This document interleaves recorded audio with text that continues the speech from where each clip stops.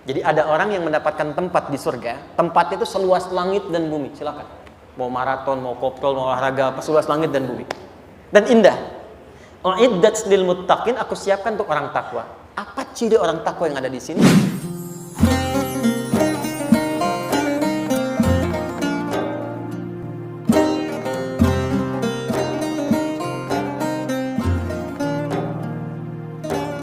Surah ketiga ayat 133 sampai 134.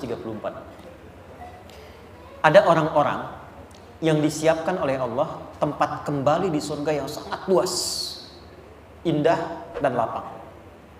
Dan ternyata amalan pertamanya bukan rajin sholat, bukan rajin puasa, bukan rajin zakat. Ternyata karena kelapangan hatinya yang mampu memaafkan dan menahan segala yang ia terima dengan cara yang tidak baik, tapi ia mampu merespon dengan cara yang baik. Wasari'u ila maghfiratin min rabbikum wa jannatin 'arduha as-samawati wal ardu u'iddat lil muttaqin alladzina yunfiquna fis sarai wad dharra wal kadhimina al ghaidha wal 'afina 'anil nas wallahu yuhibbul muhsinin. Kata Allah, jika engkau menerima sesuatu yang kurang menyenangkan, dicela, dihujat, tengok dulu ke diri kita. Ada enggak hujatan itu yang memang sesuai dengan perilaku kita? Jika memang ada, jangan merasa berat kita untuk mengoreksi diri dan meminta maaf. Jelas ya? Maka lihat siapa yang menghujat.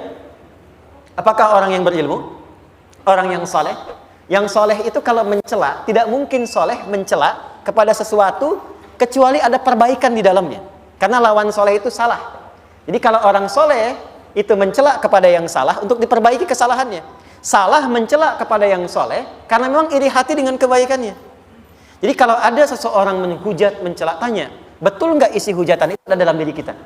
Kalau ada, wasari'u ila maghfirah. Jangan tunggu waktu dan gengsi untuk mengevaluasi. Kata Allah, hei, rendahkan dirimu untuk menerima itu dulu, lalu koreksi.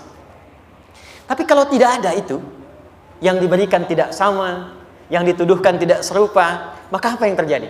Perhatikan kalimatnya. Wa jannatin 'arduha as-samawati wal ardu.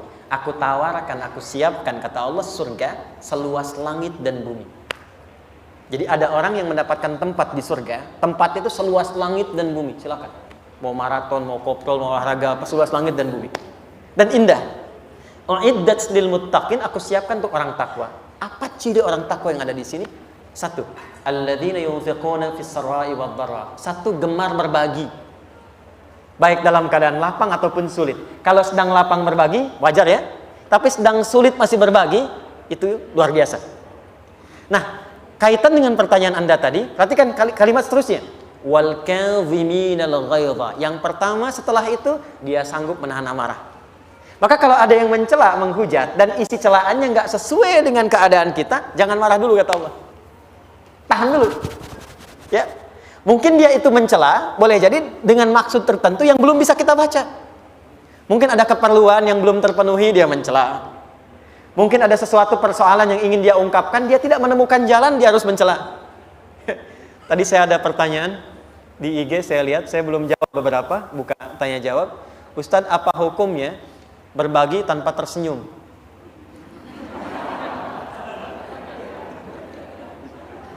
Hukum yang pertama, kita husnudzon dulu.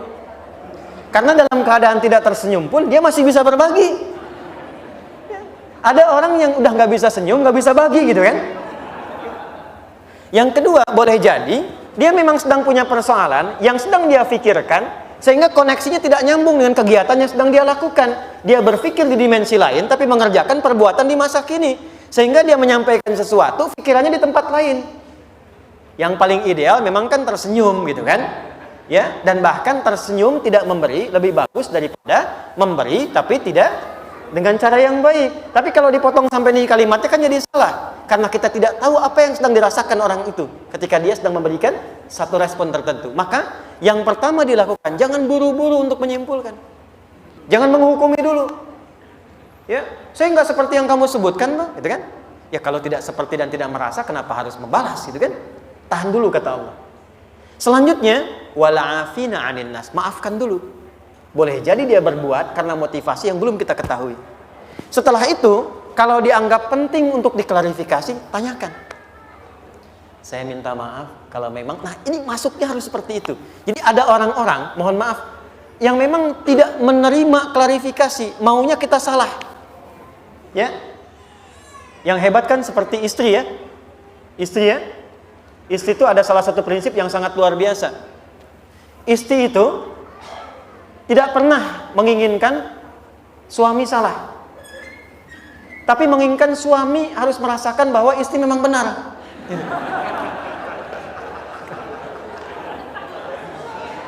Kadang terjadi demikian. Nanti ya saya balas dengan yang lain. Masuk dulu sini. Jadi yang pertama, kalau memang itu dianggap penting untuk ditanyakan, masuk tapi dengan jalan yang lembut. Masuknya bagaimana? Ada orang keras yang tidak menginginkan apapun dari kita kecuali maaf. Maka datang dengan mengatakan, saya mohon maaf. Kalau selama ini memang ada tindakan, sesuatu yang kurang tepat, kurang baik, saya tidak akan mencari argumentasi untuk membela. Tolong maafkan saya. Dan mohon izin dari apa yang tadi kamu sebutkan, kira-kira bisa ditunjukkan supaya saya bisa koreksi. Biasanya kalau sudah seperti itu ada dua tingkat. Kalau orang masih kekeh, di situ dia akan mulai menurun. Ya udah, sudah nggak apa-apa, aku maafkan. Tapi di belakang dia berpikir. Dan itu sudah menurunkan tensi untuk memperbaiki diri. Tapi kalau dia ingin berubah menjadi baik, maka dia akan menerangkan dengan sesungguhnya. Saya juga minta maaf. Sebetulnya saya nggak suka kamu kemarin begini. Ya udah, saya katakan aja begini, dan begini. Maka didapatkanlah jalan tengah untuk itu semua. Tapi ambil tawaran Allah, karena tawaran manusia belum tentu memenuhi apa yang kita harapkan. Kata Allah, kalau ada orang mencela, kalau ada orang menghujat tidak seperti yang digambarkan, tahan amarah, jangan marah dulu. Kedua, maafkan. Lapangkan hati. Kalau dipandang patut diklarifikasi, datang, turunkan diri kita.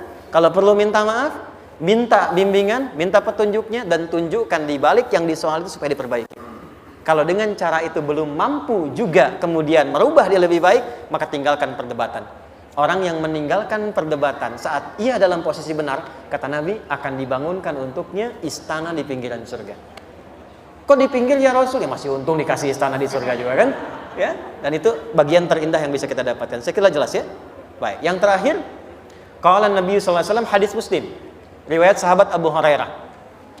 Orang yang dicela dan dia sabar menerima itu, apalagi tidak sesuai dengan apa yang disebutkan, maka secara otomatis pahala yang mencela itu akan ditransfer kepada yang dicela, dan keburukan yang dicela itu akan dibawa kepada orang yang mencela. Ya, apa kalimat hadisnya? Atadrunal muflis, tahukah kalian orang yang bangkrut? Qalu ya Rasulullah, al-muflisu fina ma la dirham lahu wa la mata'. Ya Rasulullah, menurut kami orang bangkrut yang tidak punya uang sesen pun, tidak punya aset sedikit pun. Kata Nabi, bukan. Al-muflisu min ummati, tolong fokus. Kata Nabi, orang bangkrut di hari kiamat dari umatku, bukan umatnya Musa, bukan Isa. Tapi ada orang mengaku umat Nabi Muhammad dan bangkrut di akhirat. Bangkrutnya kenapa? Maaf ya, ya'ti yaumal qiyamati bi sholatin. Ternyata rajin salat tuh. Wasyamin, rajin. Awas, hati-hati, ini terjadi nih. Wa ya'ti qad syatama hadza. Cuman sayang, suka mencela orang lain. Jadi akan ditemukan orang kelihatan rajin salat, cuma senang mencela. Wa qadzafa hadza, menuduh. Wa daraba hadza, suka berselisih. Ikut pengajian tapi sering menyoal, sering berselisih. Maaf, wa safaka dama hadza, teriak Allahu Akbar, tapi maaf sekali menghancurkan orang lain. Menumpahkan darah.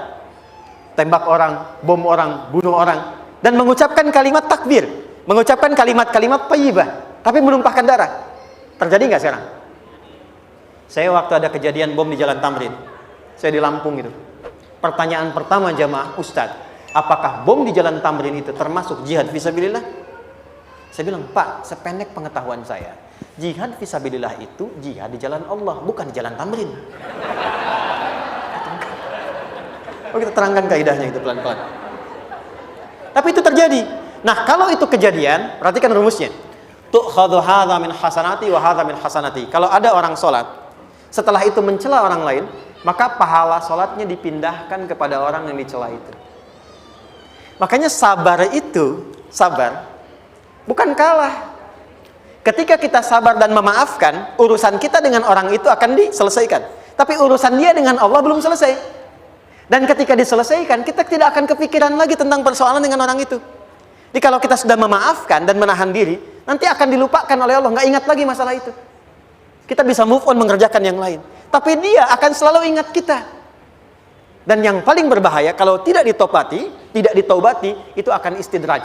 Terus mencari kesalahan sampai bahkan tidak pernah merasa bosan. Itu yang bahaya. Jelas ya? Baik, saya kira itu ya.